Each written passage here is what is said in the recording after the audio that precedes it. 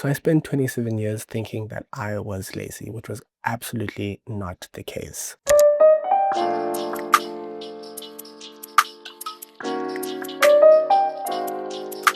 I think the one thing that really just told me that I had ADHD without realizing it, one, was that I was able to hyperfixate on things that I really, really liked.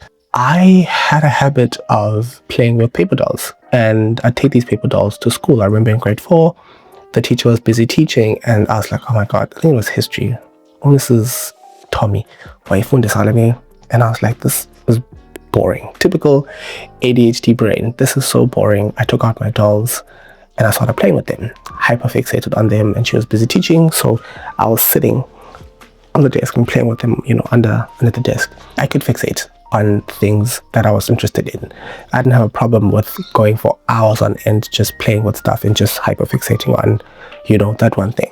I would play for hours with those dolls, and when I was on school holidays, I'd cut up these, cut up paper and make imalingazo, and I'd, have these elaborate fantasies in my head about like how I'm going to be rich one day, and, the money, if I cut up, more money, in my head I was basically like super wealthy, and I had like this whole little world of my own that I would escape into, and it was quite easy for me to exist in that world. I was hyperfixated and very typical ADHD. Like I'd block out everything else around me, and then I'd play with my with the toothbrushes, painting wrestling. So I remember in church as well, I had a situation where I was trying to fit into that space.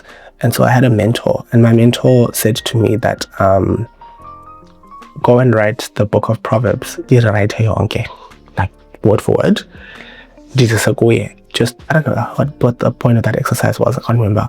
But basically, like, go and rewrite the book of Proverbs. I think we've learned this and then this and I go in the balil, because I wanted to impress him and I wanted to really just show how diligent I was. I was able just to do that thing, like I think in the space of like a day, because I was like, okay, I want to hyperfixate on this thing now. I need to make sure that I do this thing, And so like, it was easy for me to just pack away everything in my life once I'm just like this darling to science. And so, I don't think laziness was the issue, because you can't tell me that someone is going to write out a book, Yoga Proverbs, is lazy in a day. You're just constantly like hyper fixated on zoomed on this one thing. So I think those things, those early instances and occurrences really just did tell me that like Sana, there's something upper AA of. And then I also remember in school as well, there were certain subjects that I loved. For example, I loved English, I loved life sciences, and so those subjects I excelled in because I was paying attention in English. It was easy for me to pay attention because I was interested in it. I think life sciences as well, I enjoyed the way that the teacher taught it. It was natural and easy for me. I wasn't trying too hard. It was, but all the other subjects like ADHD, for example, I hated drawing. I had a thing against the fact that I was in a technical high school and I had to draw. So ETD and learning how to draw was quite difficult for me because I wasn't interested in it. And so as a result, I wasn't excelling. I wasn't excelling in Afrikaans. I wasn't excelling in ETD. I wasn't excelling in any of the engineering subjects because they were boring to me. Maths, I had a love-hate relationship with it. But those subjects that I did not like, I just simply couldn't focus on them. Like homework because I'm just like, sana and but life science, English so it wasn't a laziness thing. So that's a little backstory on how I grew up. I think then, growing up and realizing that like there was a big problem is my habit of losing things, being so clumsy,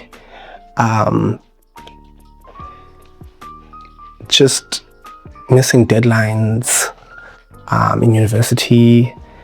Again, the subject thing, modules that I'm not enjoying, literally like going to like give them the least amount of time only when I really need to go write a test or and